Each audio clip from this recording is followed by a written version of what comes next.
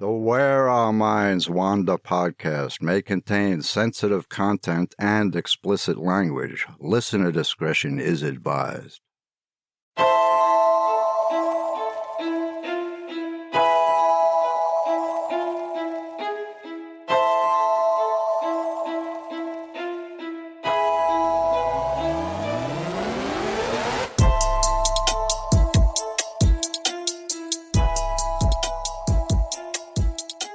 Hello and welcome to Where Our Minds Wander, all you fellow wanderers. I'm Wes, and that's my wife and co-host Beth. Hello, everyone.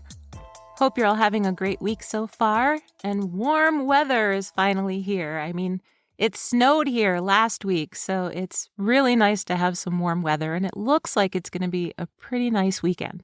That it does, and I cannot wait for it.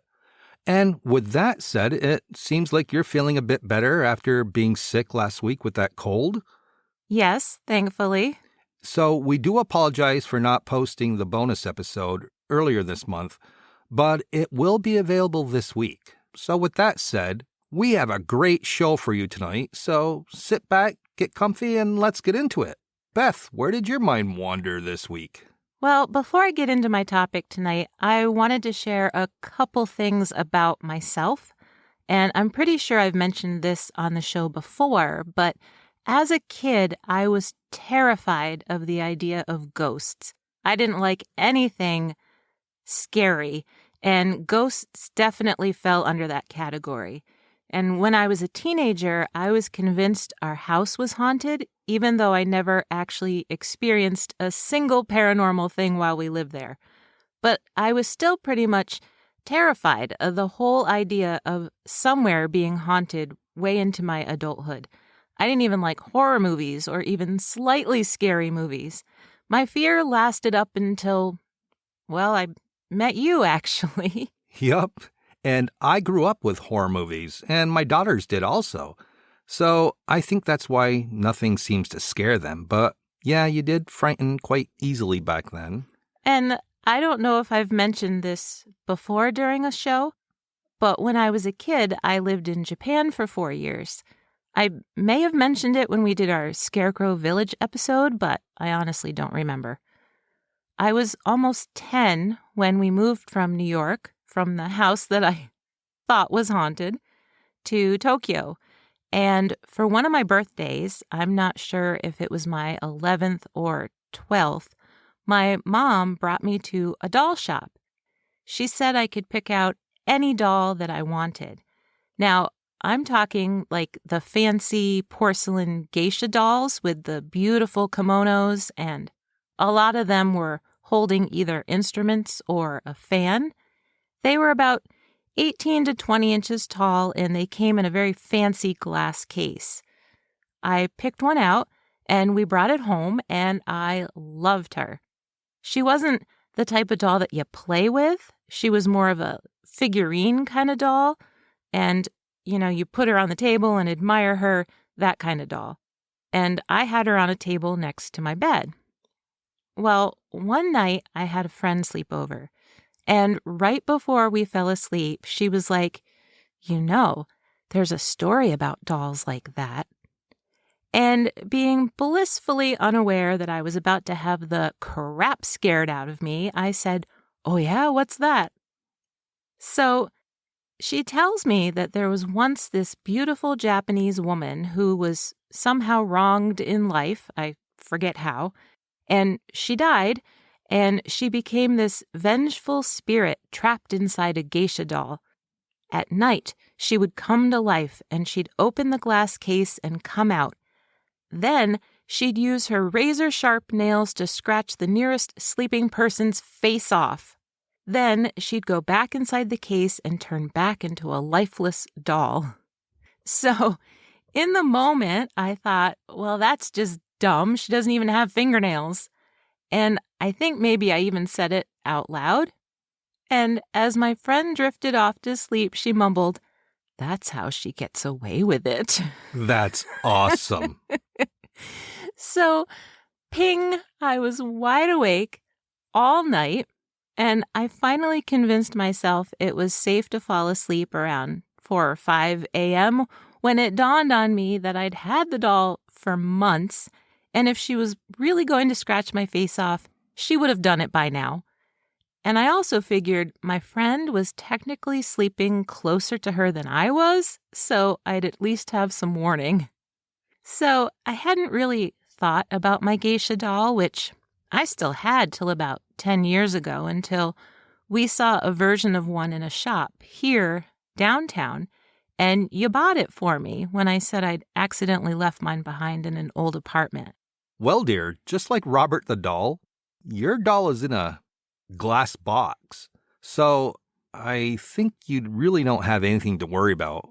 Well, unless you're like me and wonder how being in a glass box stops evil attachments from escaping. Yeah, thank you, dear. I still don't understand that, but... No, me neither. But mine also doesn't have fingernails as far as I know. Not that I checked or anything. So my friend's silly story was one of only 2 experiences I had with any sort of urban legends involving the supernatural in Japan. The other was a ghost story my teachers told me while we were staying on an island during a class trip, but that's too much to go into, other than I was too chicken to face my fears that night and confront the dark and potential ghost in the village. But when I think about it, the fact that I didn't know more about Japanese ghosts and scary urban legends is pretty shocking, considering the Japanese are known for their love of the horror genre, especially when it comes to vengeful spirits. So that's what I'm discussing tonight, the legend of one vengeful spirit, the terrifying Kuchisake Onna. Hiroshi says goodbye to his drinking buddies and leaves the small neighborhood bar well after midnight. As he steps into the night air, he realizes it's grown chilly, and he glances up at the full moon partially hidden by trailing clouds as he turns up the collar of his jacket. The quiet street is empty, and as he sets out down the road towards the subway station, his footsteps on the pavement are the only sound he hears, except for the far-off clacking of train wheels and the screech of them braking as they approach the station a few miles up the road. All of the houses he passes are dark, their heavy wooden doors shut against the night. As he walks, his mind wanders towards the meeting at work scheduled for the following morning, then to the promotion he might be up for, then to the attractive young woman he had tried to talk to earlier in the evening, to the last toast his friends had made before he'd called it a night. He's feeling optimistic. His job is going well, and he might see that woman again sometime, and perhaps he's a little drunk. As he rounds a corner, he can see the lights of the subway station and the taxi stand beyond. There's just the walk bridge to cross and a sloping downward hill before he'll be in a train and closer to home. As he steps onto the walk bridge, it seems to expand before him to an incredible length. It's never seemed this long before, but it's late, and he's tired. He can't help but look down at the train tracks below. In the distance, the station platform is almost deserted. Just a few single men wait for the next train, and from the looks of them, they might have had a little too much to drink themselves. Halfway across the bridge, Hiroshi suddenly realizes he's not alone. There's a figure at the other end of the bridge walking towards him.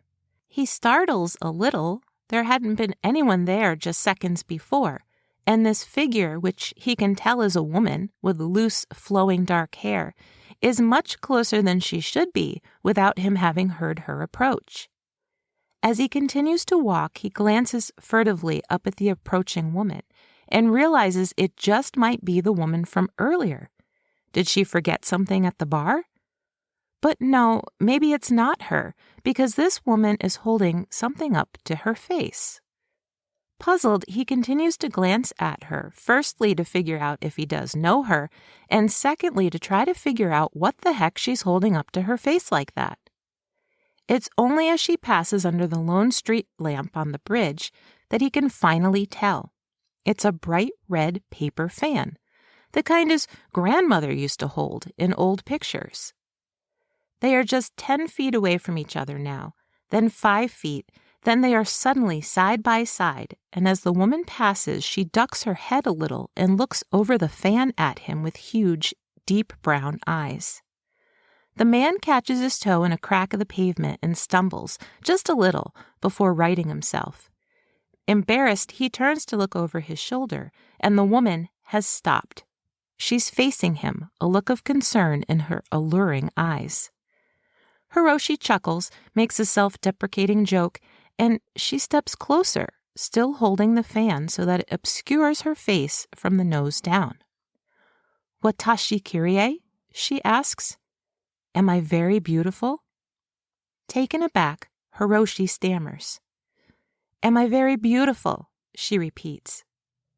Not sure what to do, the young man says the first thing that pops into his head, "Yes." The woman drops the fan, revealing her face. Her smile slashed from ear to ear, her mouth nothing but a grotesque, bleeding grin. "Am I very beautiful?" she asks again, her split, wounded mouth widening. Hiroshi cries out.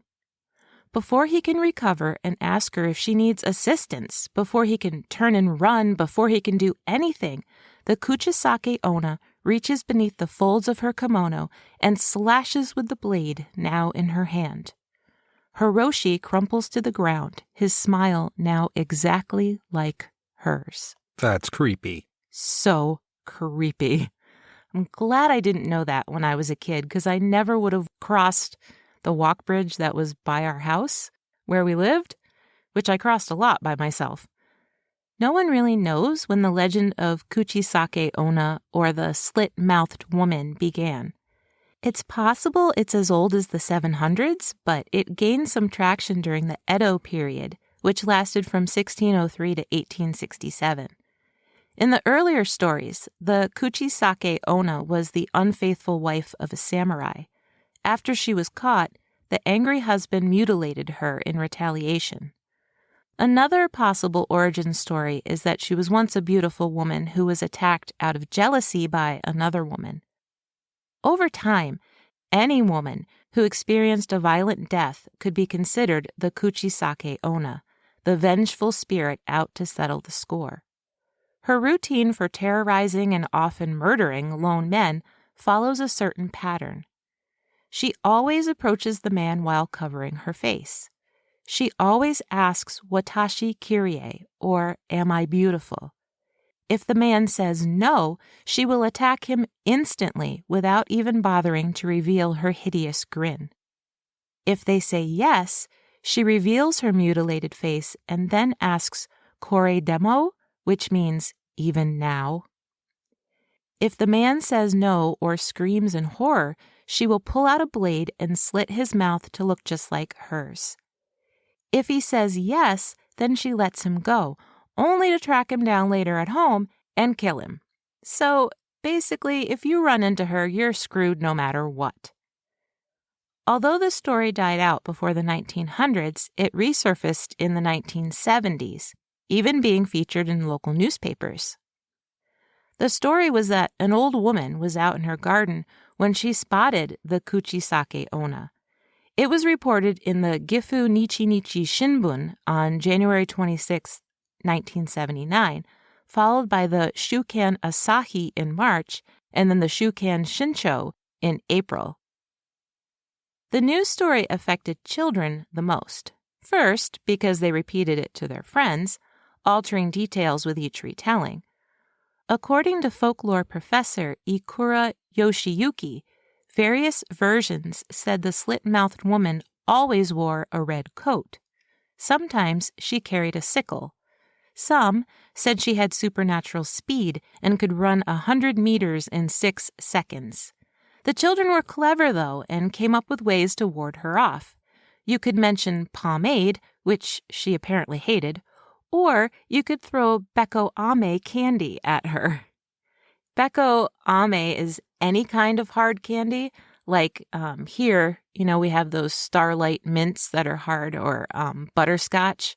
But there, they don't have those types of flavors. But any hard candy, you just peg it at her and she'll leave you alone. I don't understand. I don't either. Unfortunately, the timing of the story and a national increase in cram school attendance coincided. Cram schools were held at night, and this increased the number of children out after dark dramatically. And so then did the Kuchisake encounters. Although initially she only targeted lone men, she now targeted children too. Professor Yoshiyuki believes that these children being out at night and encountering adults in ways they never had before, like adults who might have been drinking or those who were paying for certain services, caused their general anxiety to increase. So in turn, they projected their anxiety into an even greater scary monster, the Kuchisake Onna. The encounter stories got so bad that concerned adults formed neighborhood watchlight groups, and they encouraged the children to travel in groups. Eventually, the fear and alleged encounters died down, and it seemed as though the Kuchisake Onna had finally been laid to rest. Until the internet, of course. Since about the year 2000, the Slit-Mouthed Woman's legend has found its way all around the world. As each new culture comes across it and retells it, details again are altered. For example, in some cultures, like that of South Korea and China, spirits are believed to only be able to travel in a straight line. So if you want to escape the Kuchisake Onna, you need to turn many corners or run up staircases as you run away, because she can't follow you. Her blade can be anything from a knife to a sickle to a pair of scissors. As for her fan, it changed with the times too. For a while, it was replaced by a scarf, and more recently, a surgical mask. In some cultures, she doesn't travel alone. She has a male companion whose mouth is slit just like hers. Like all urban legends, I'm sure there's some grain of truth to the Kuchisake Onna story, if we search long enough and go back far enough in history. Or maybe she's not an urban legend after all, but is really out there, looking for the next person to question, am I beautiful? You know, the whole time I was researching this, I kept thinking about a story that someone in my life told me when I was younger. I think it was my mom, and I think what had happened is I'd overheard my older siblings talking about it, and so I asked her what they were talking about. And she told me that there was a woman in the 1800s or so, and she always wore a velvet choker around her neck with a cameo pin to it. Yes. Have you heard this one? Oh, yeah, I've heard about it. Okay, so she was being courted by this guy, and he kept trying to get her to take the choker off, and she would never take it off. And then they got married, and she wore it on their wedding night, and he kept insisting that she take it off, and finally he waited till she fell asleep, and he took it off, probably because he was sick of seeing her wear it every single day. And when he took it off, her head fell off. You know? And I was wondering, was the story really that she had like a slashed throat and my mom didn't want me to be scared, so she made it really silly so I'd laugh? Because that doesn't make sense to me that her head would just fall off. But, you know, I was scared of things like that when I was little, so it's just interesting that all cultures around the world have some way to scare the heck out of each other. Yeah, I had heard that she was beheaded, and when she came back, you know, she had a choker around her neck. That makes more sense. To cover the scars. Yeah, that makes more sense. It just kind of sucks, though, that a lot of these legends frequently involve women who suffered some sort of violence against them, you know? But that's a whole other topic, and I'm going to pretend I didn't notice that that's what's true of a lot of those tales. But at least in most of them, the women come back and get revenge. That they do. And I find the ghost stories about women are far more creepier and scarier than the ones involving men. But that's just me. Maybe you have a guilty conscience and you're worried. Not at all. Although there was the one with the little boy. The Grudge. The Grudge. And that was Japanese originally. Yes. Uh-huh. That was scary as all hell. That one gave me a little bit of goosebumps. Yeah, I didn't like that one. We talked about that when I did Black Eyed Kids. Yes. Because that's the first time I ever saw something that I thought was supposed to be a Black Eyed Kid, but I didn't know that's what they were. Yeah. But yeah, that one was creepy.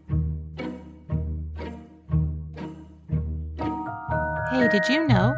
On June 5th, 1799, the German geographer and naturalist Alexander von Humboldt left the north coast of Spain to explore North and South America for 5 years.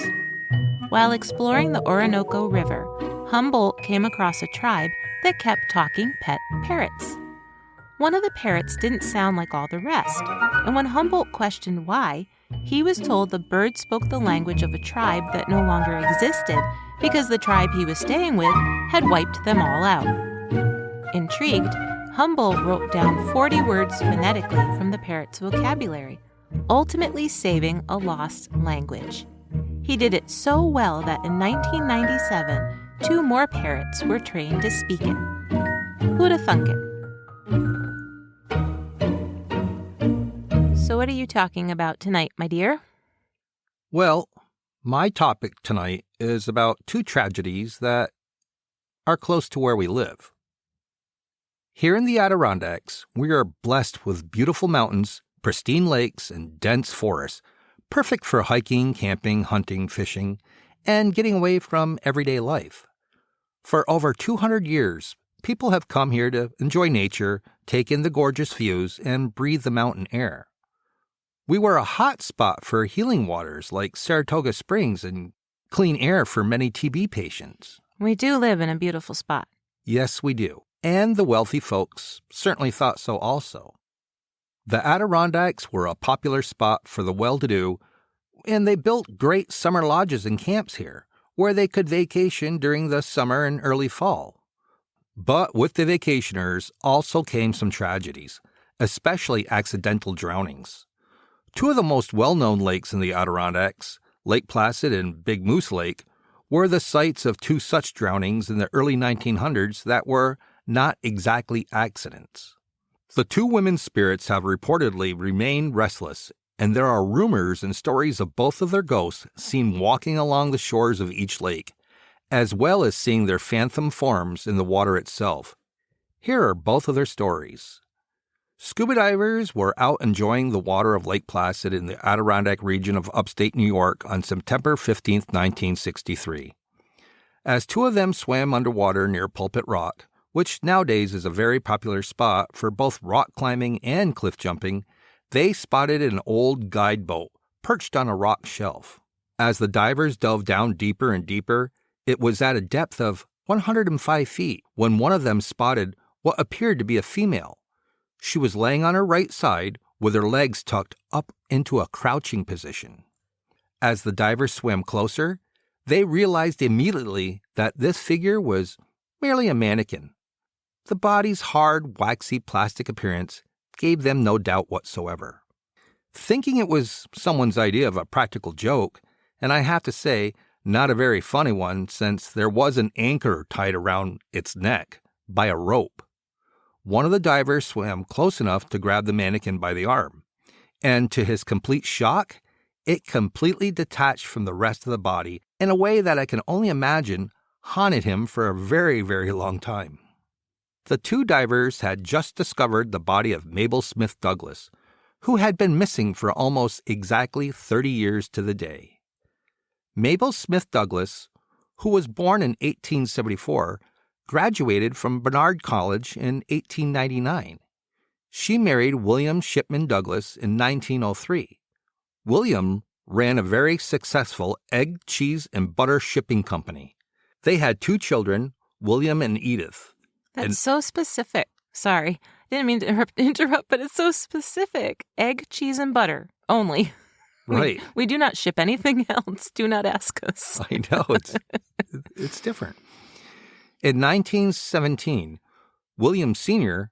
contracted influenza and passed away at just 26 years old. Well, now I felt bad that I made a joke. Well, the whole time I was thinking McDonald's. I was thinking, wow, I could go for an Egg McMuffin. So I'm not a horrible person. Well, I am. We're just both horrible people. At times. But aren't we all? Mabel, a champion for women's rights, became the first dean of the New Jersey College for Women when it opened just a year later in 1918. She had led the drive of the State Federation of Women's Clubs to lobby for the college. She oversaw 54 students and 16 faculty members. The New Jersey College for Women offered 4-year degrees, and Mabel was employed there as a dean for 14 years. But just 6 years later, after her husband passed away, her son William also died. According to an article from the Central New Jersey Home News published on September 4th, 1923, quote, William Shipman Douglas, age 16, accidentally shot himself with his late father's .22 caliber Winchester rifle as he was examining it after he had gotten into bed at 11:30 last night. The bullet entered the left temple, death probably having been instantaneous. That's horrible. That it is. Mabel understandably suffered from mental health issues after the death of her son, and she entered a sanatorium in Cross River, New York. She was released 1 year later. She served as dean for 2 more years later before taking a leave of absence in May of 1932. In September of 1932, Mabel officially retired, citing poor health. It was unclear to me if she sought mental health assistance again at a facility, but soon after her retirement in 1933, Mabel's daughter Edith insisted she and her mother go up to the Adirondack camps as a way to help her mother cope with her mental health struggles. The family owned a house on the shores of Lake Placid that they called Camp Onondaga. On September 21st, 1933, the women were in the process of packing everything up and closing the camp up for the season, but not before hosting guests one last time. They planned on returning to New Jersey the following day. Mabel told Edith and the servants that she wanted to go collect some leaves to use for decoration. Now granted, the leaves in September in Lake Placid are gorgeous. They're known for how beautiful they are. People come specifically to the area just to see the fall foliage, so this makes sense to me. But instead, Mabel got into her family boat by herself and paddled 2 miles to the base of Pulpit Rock. She never came back. Edith notified the authorities around 4:30 p.m., 3 hours after her mother had gone leaf collecting and not returned. Police began searching the foothills immediately, and the president of Rutgers came up to Lake Placid to help search. Eventually, it was discovered that the boat was missing, and it was later found drifting near Pulpit Rock. Although they searched the area, Lake Placid in its entirety is 4 miles long by 1.5 miles wide. And they dredged the water as best they could, looking for Mabel's body, but Mabel's body was never found until September 15th, 1963. So maybe now is a good spot to mention that I did notice how the month of September keeps popping up. William Jr. dies in September, Mabel disappeared in September, and by some uncanny coincidence, she was found in September. On that day in 1963, 2 of the scuba divers, Air Force Sergeant Richard Neffenegger and 19-year-old Jimmy Rogers, discovered the mannequin that wasn't a mannequin as they dove to a depth of about 105 feet. The cold water of Lake Placid had turned her outer layers of tissue into an almost soap-like substance, perfectly preserving her features, but making her appear as if she was made of plastic. They both noticed the 50-pound anchor tied around her neck with a rope. Sergeant Neffenegger motioned for Rogers to stay with the body as he went back up to the surface to mark the spot for the police. Rogers, who was left alone with Mabel, became understandably upset by her incredibly lifelike appearance. His instincts took over, and he attempted to bring her to the surface himself. I understand that. I mean, he was only 19 years old, you said, right? Right. Yeah. As soon as he rose upwards in the water and broke the surface, her face disintegrated. Her arm, other hand, and head all became detached and fell off as they attempted to get her out of the water completely. I can't imagine how completely horrifying that must have been, especially for that young kid. Yeah, it had to be awful being down at those depths, especially if they're somewhat murky, with a dead body that looks like it's pretty well preserved. Mm-hmm. The Daily Home News ran an article on September 18th, 1963, that said in part, "State police say they want to establish the identity of a woman whose body was found Sunday in Lake Placid before giving an opinion as how she died." Scuba divers told investigators that when they spotted the body at a depth of 95 feet, a rope was tied around her neck and attached to a 50-pound weight. The rope and weight were lost, however, in the recovery of the body. Troopers are proceeding on the theory that the body is that of Miss Mabel Smith Douglas, a New Jersey college dean who disappeared 30 years ago. A pathologist has reported that his examination indicated a strong possibility that the body was that of Miss Douglas. The official cause of death was listed as accidental drowning. Some speculated that the boat Mabel was in was notoriously tippy, and she may have somehow gotten tangled up in the anchor as she fell overboard. Others point out that this is rather unlikely, and it would be more plausible to conclude that Mabel had just purposely taken her own life. By 1963, Mabel did not have any living relatives to claim her body, so officials from New Jersey College for Women, which had been renamed Douglas College in her honor, paid for her remains to be brought to Brooklyn's Greenwood Cemetery, where her husband William Jr. and unfortunately Edith as well were already interred. Mabel's daughter Edith died at the age of 42 after a plunge from her 8th-story apartment in New York City in 1948. Holy cow. Yeah, a lot of tragedy there. Her husband Max had died in an airplane crash just 4 years prior. Edith had been released from Regent Hospital just a few hours before her death, and she called Reverend GPT Sargent, asking him to come and see her. Edith worked as the Reverend's secretary up until her admittance to the hospital. When he arrived, she greeted him by saying she just couldn't take it anymore. Then she excused herself to go into the bedroom, and she jumped from the window. God. Was that also in September? No, I believe it was May. But that was a good question. The poor family, they truly suffered a lot of tragedy. Yeah, they did. Visitors to Pulpit Rock, as we mentioned earlier, is a very popular spot for rock climbing and cliff jumping, and some have reported seeing Mabel to this day. They describe a ghostly figure of a female hovering near the rock outcropping. That's really sad. That is really sad. And she was still pretty young. She was in her 50s when she died. There was a lot of speculation that she was struggling with her own mental health issues and with the facing of her old colleagues and life back in New Jersey. She never got over the deaths of her husband or son either, and it seems like Edith also struggled with her own mental health.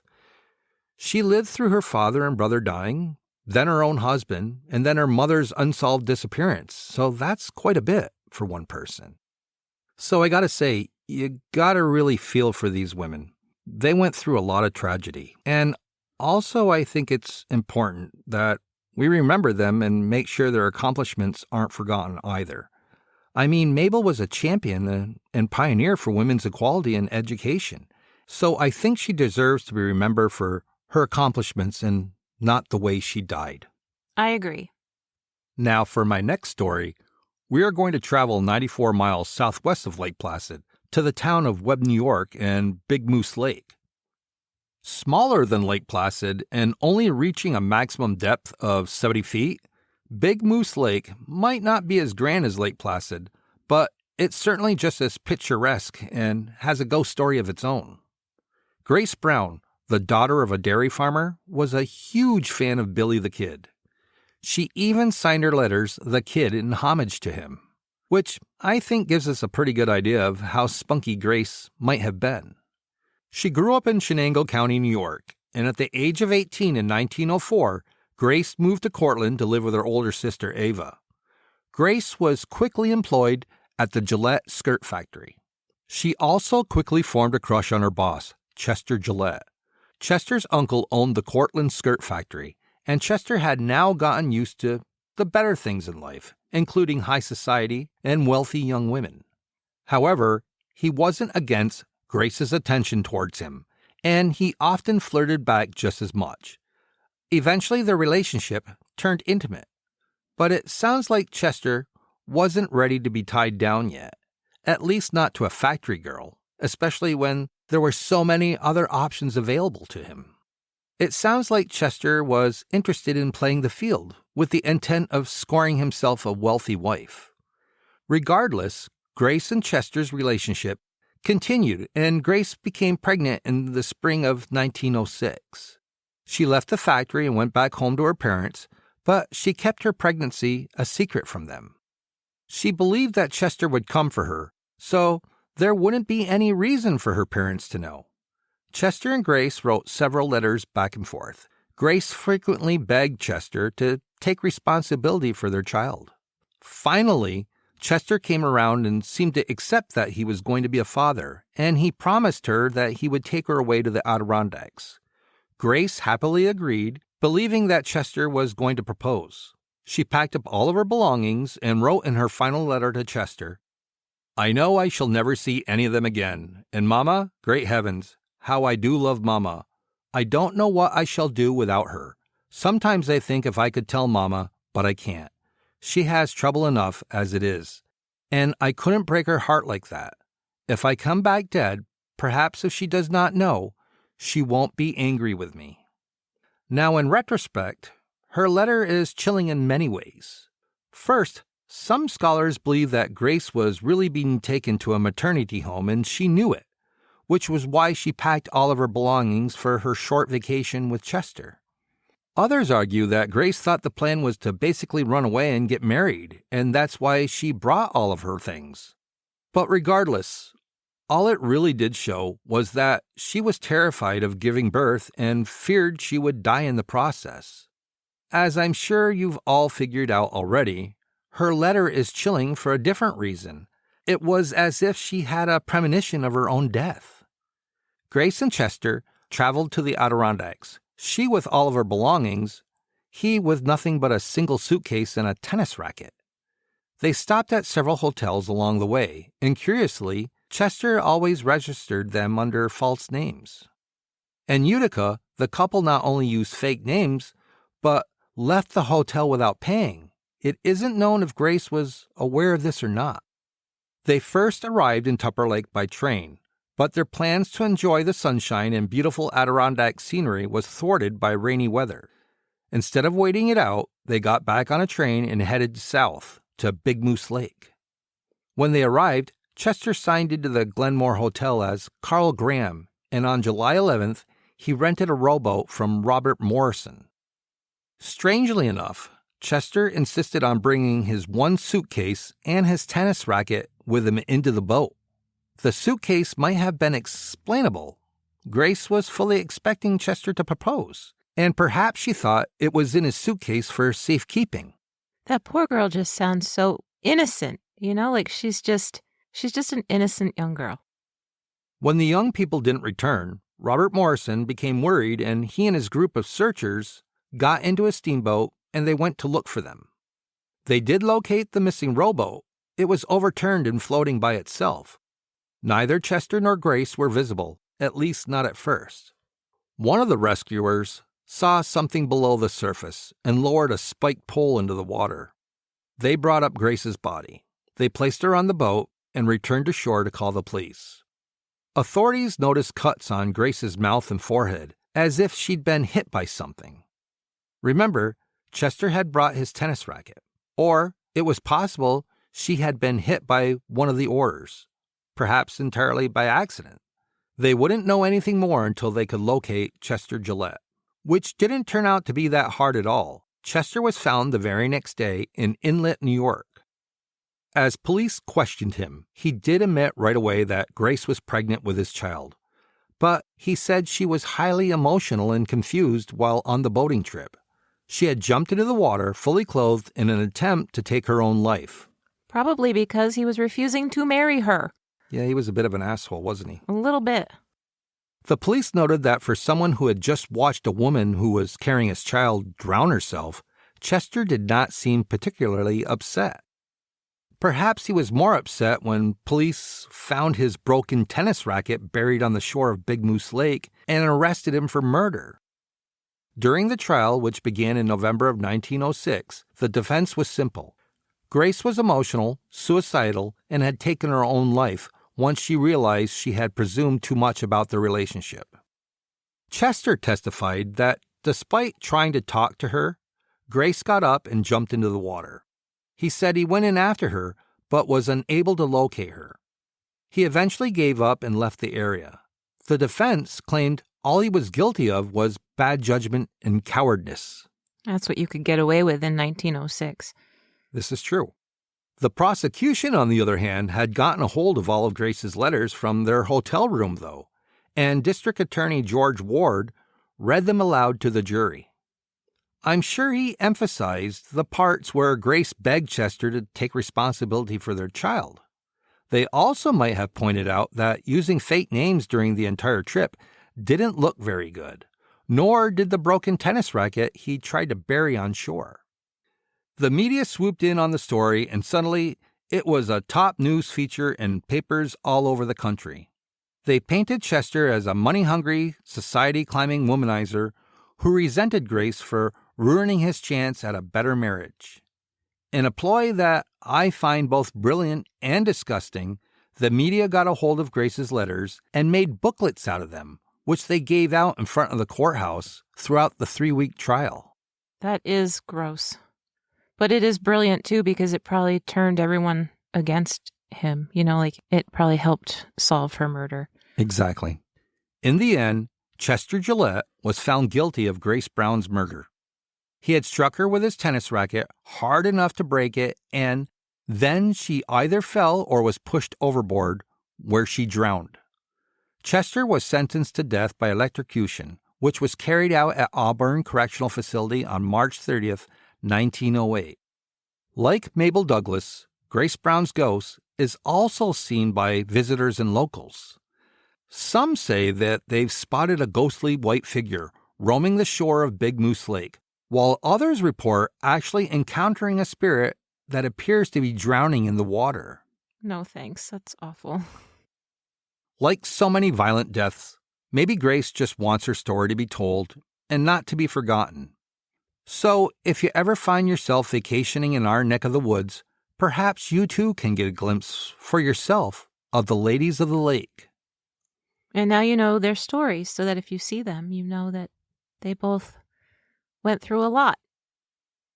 Yeah, both very, very tragic. Yeah, and I think telling their stories is important. So, Beth, I guess that wraps it up for this episode, Where Our Minds Wander.